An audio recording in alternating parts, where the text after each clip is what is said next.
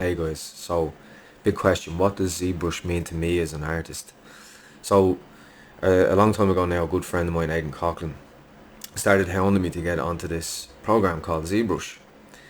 So I reluctantly eventually broke and started using it, and I immediately became like addicted to it. In which case, I then, I became a 3D character artist professionally. I started a career where I met a lot of my closest friends, my future wife.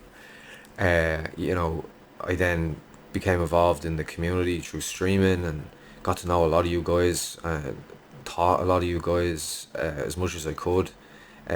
Hopefully inspired some of you guys, but also we just talked and joked and I got to know a lot of you. Some of you reached out to me, and that's been really special, I think. So um, you know, none of that would have happened had I not picked up ZBrush that day. So